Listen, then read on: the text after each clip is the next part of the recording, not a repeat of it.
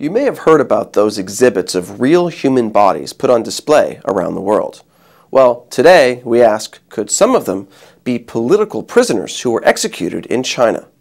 Now, if you watched our previous video, you saw evidence that strongly suggests two things. One, executed Chinese prisoners are likely being used in at least some of the exhibits that display these plastinated human bodies. And two, Bo Xilai and Gu Kailai, the fallen political power couple that used to rule over the city of Dalian and Liaoning province, allowed plastination companies to obtain those bodies. That much we know. And now, part two of our investigation. How many of those executed prisoners were not actually criminals? Evidence suggests that some of them were prisoners of conscience, including people who practiced Falun Gong. Let's go now to Dalian in China's Liaoning province. That's where German doctor Günther von Hagen set up a plastination company in August of 1999, while Bo Xilai was mayor there. Initially, von Hagens worked with this guy, Sui Hongjin. A few years later, Sui split off to form his own competing plastination company. Where did Günther von Hagens and Sui Hongjin get the hundreds of bodies they needed? This feature story in the German newspaper Der Spiegel, published in 2004, says that by 2001, quote, around von Hagen's corpse factory in Dalian, there were already 3 labor camps and prisons. Among them were the No. 3 provincial prison and the Dalian City Re-Education through Labor Camp. In the notorious Dalian Yaojia Detention Center, political prisoners are detained, among them adherents of the spiritual movement Falun Gong. For the record, after that was published, von Hagens won an injunction against Der Spiegel. Von Hagens refuted its claim that he used corpses from executed prisoners. But 2 years later, he did reveal to the New York Times that, in general, he found it easy to get bodies in Dalian. Von Hagen said, quote, when I came here, Sui Hongjin said, we'll have no problem with Chinese bodies. He said we can use unclaimed bodies. Now it's difficult, but then it was no problem at all. But regardless of where von Hagens got his unclaimed bodies, Sui Hongjin, after splitting off from von Hagens in or around 2002, most likely did get his from prisons. This disclaimer from the website of Bodies the Exhibition in New York, where many of Sui's cadavers are on display, makes that pretty clear. And what was the prison population like in and around Dalian? Well, this kind of information is not made officially available, and Chinese authorities don't just allow independent monitors to go have a look. Still, research by human rights groups, plus announcements from officials and media reports, can paint some kind of picture. One thing is clear. A lot of the prisoners were not really criminals. They were prisoners of conscience, adherents of the Falun Gong spiritual group. Bo Xilai sent huge numbers of them to prisons and labor camps starting in 1999. That Der Spiegel article mentions that Falun Gong practitioners were held at Dalian's Yaojia Detention Center.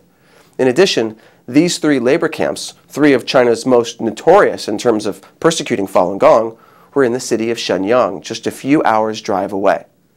The U.S. State Department's 2009 Human Rights Report says some observers estimate that Falun Gong practitioners make up at least half of officially recorded inmates in China's labor camps.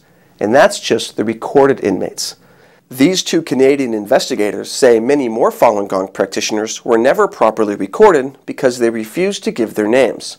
Many were imprisoned without a trial. In their book about China's state-run forced organ harvesting program, former Canadian Secretary of State David Kilgour and Canadian human rights lawyer David Matas wrote this, quote, to protect their families and avoid the hostility of the people in their locality, many detained Falun Gong declined to identify themselves.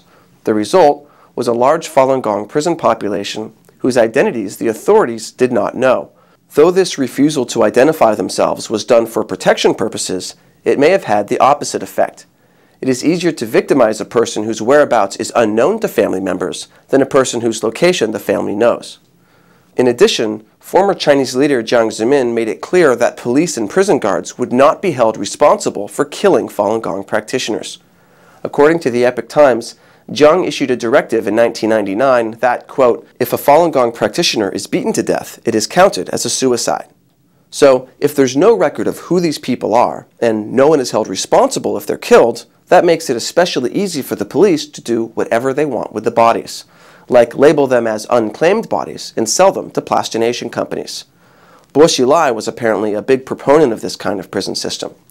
In this March 2001 notice from the People's Court Daily, the Shenyang Intermediate Court in Liaoning Province had issued a notice on January 31, 2001, asking police to, quote, go deep into the struggle of exposing and criticizing Falun Gong, read throwing them in prison.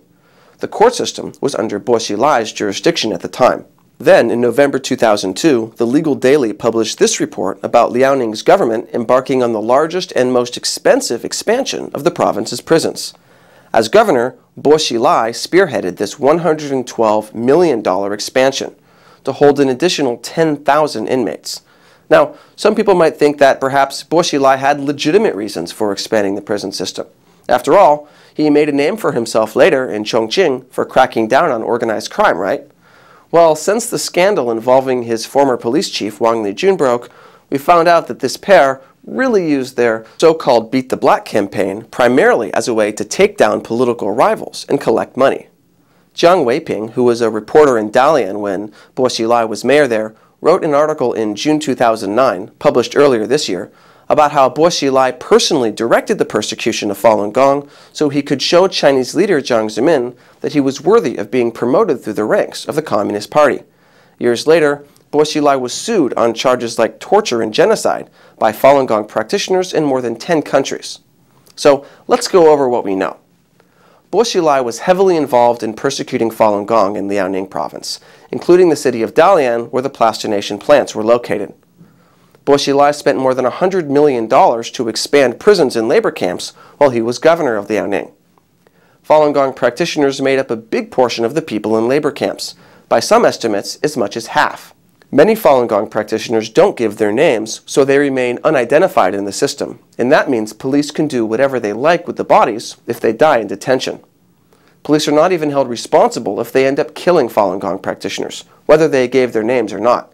And of course, we know that Sui Hongjin likely obtained bodies from Chinese prisons to use for plastination, bodies that are now shown in exhibits around the world. It's hard to find a definitive paper trail to prove for certain that any of these bodies on display belong to Falun Gong practitioners or other prisoners of conscience, and that's in part because records may have intentionally not been kept.